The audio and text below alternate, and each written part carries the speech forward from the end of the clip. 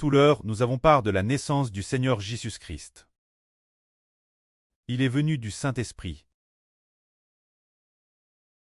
L'origine, il était avec Dieu. Alors, le Seigneur Jésus habitait-il initialement avec le pré-cleste? C'était au ciel, dans le royaume des cieux. C'est-à-dire dans la Jérusalem cleste. Elbas, dans la Jérusalem cleste, se trouve une grande cité. Le Seigneur y vivait l'origine. Mais pour racheter l'humanité, Dieu a envoyé son Fils s'incarner en homme. Ainsi la naissance du Seigneur Jésus-Christ est devenue une incarnation. Par le Seigneur Jésus. Personne d'autre ne peut être dit incarné en homme, seul Jésus est venu du ciel. Tous les autres viennent de la terre, car tous sont des descendants d'Adam. Ainsi donc, selon la chair, le Seigneur Jésus est un descendant d'Adam, car il est le fils de Marie. Son apparence semble un peu similaire à celle de Marie. Mais, selon l'Esprit, il n'est pas le fils de Marie. Selon l'Esprit, il est le Fils de Dieu.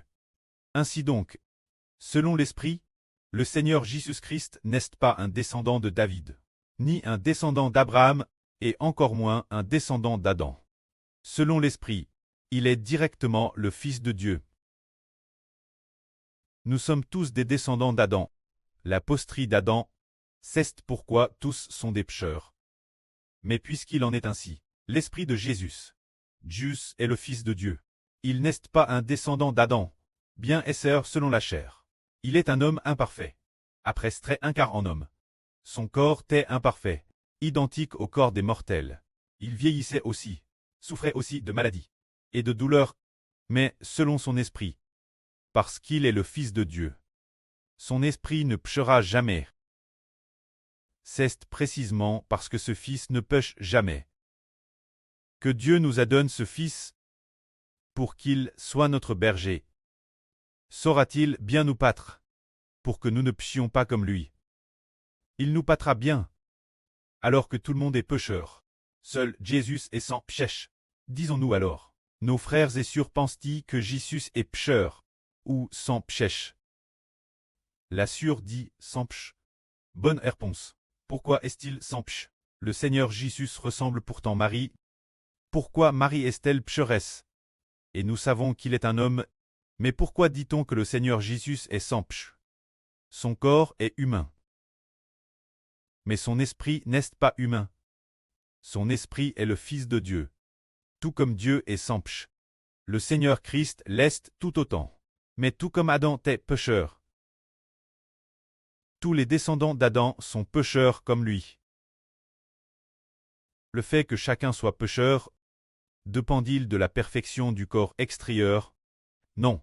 Le péché provient du cœur et fait. Le péché provient de l'esprit de l'homme.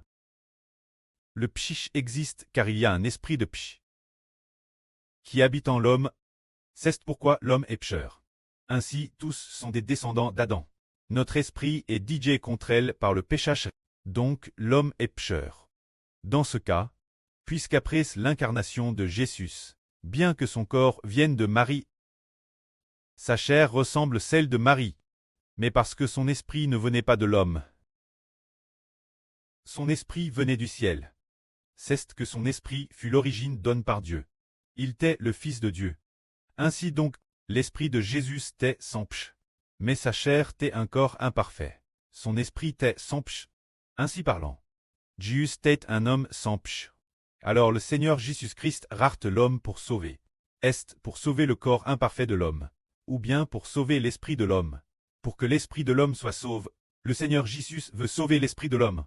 Quant au corps de l'homme, l'avenir au moment de la résurrection, Dieu lui-même nous le donnera. Ainsi, selon la chair, le Seigneur Jésus est le descendant de David.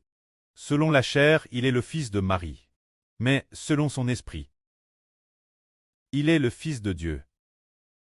Alors tous les hommes, excepte le Seigneur Jésus, selon la chair, sont des fils d'hommes. Selon l'esprit, tant qu'ils ne sont pas rachetés, ils sont tous des fils d'hommes. Mais après avoir été rachetés par le Seigneur Jésus-Christ, auparavant notre esprit était fils d'homme, maintenant il est sauve. Il est haine du Saint-Esprit.